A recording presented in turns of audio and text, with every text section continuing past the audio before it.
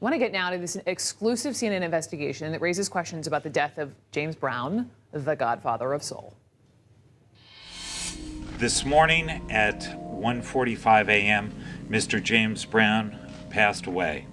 The godfather of soul died Christmas morning 2006, 41 years after his signature song hit the Billboard charts.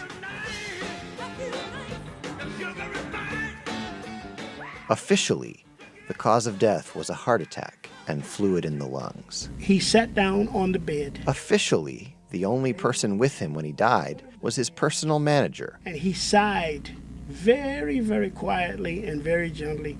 Then he closed his eyes, and he was dead. Until recently, I had no real reason to doubt these details. But that was before I learned that if it involves James Brown, you should always question the official story. 2 years ago, I got a phone call from a woman who sang in the circus. She had some surprising things to tell me. I've just kept it quiet. It was a need to know. If someone didn't ask me, I didn't tell them. James Brown was murdered. I know, it sounds insane, and that's not the half of it. In the years that followed, as I listened to Jackie and met others who knew James Brown, the story kept getting stranger. Why in the world has James Brown not been buried yet? I don't need an autopsy. I'm his daughter. I have his blood. This story has never been told before in the mainstream press. You won't find it in any of Brown's biographies. Nobody wanted to hear the truth. Nobody wanted to print the truth. I spent nearly 2 years checking out Jackie's story. I traveled through 9 states, interviewed nearly 140 people, analyzed more than 1,300 pages of text messages from her iPhone, and sent a mysterious item from a black duffel bag for testing at a forensic lab. In 2 years, I've found out a lot of things Jackie didn't know when she called me. Pull up a chair and let me tell you the story of the circus singer and the godfather of soul. The king is dead. Long live the king.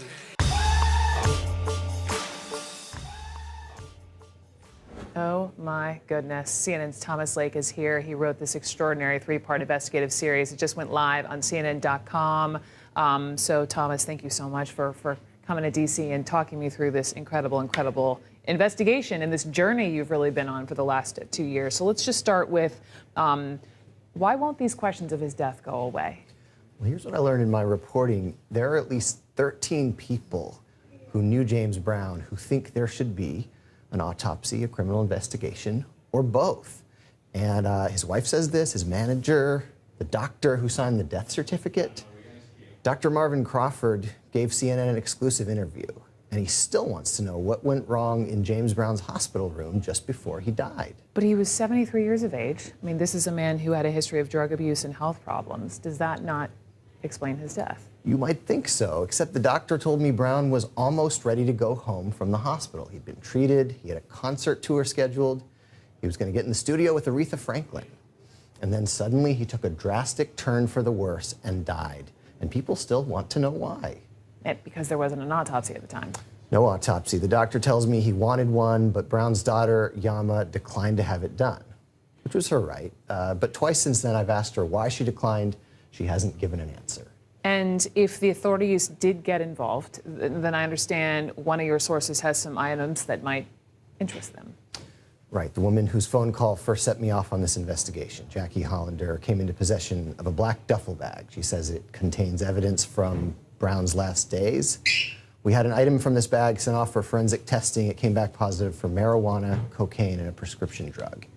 We don't yet know what that proves, but it's one more data point investigators may want to examine. Wow. Your series examines the death. It was 1996.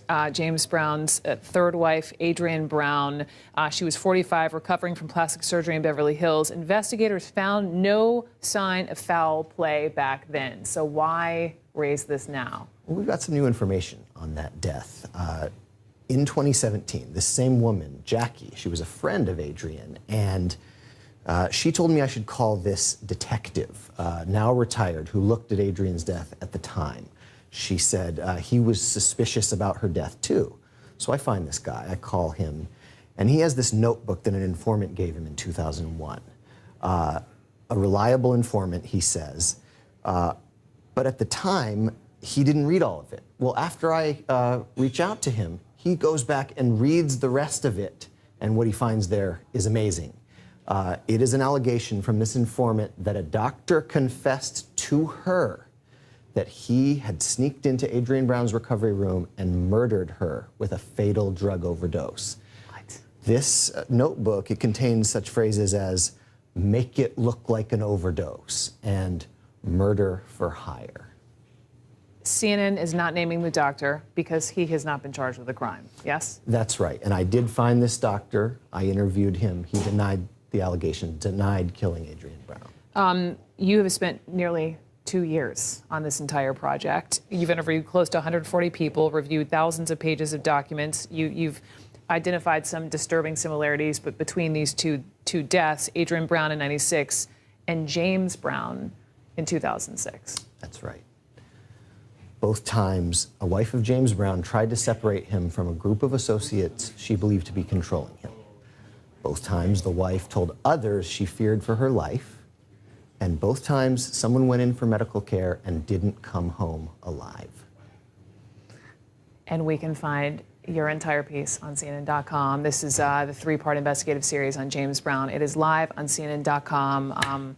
Thomas, thank you so much. Thank you, Brooke. We'll be following it right along with you. Good to see you.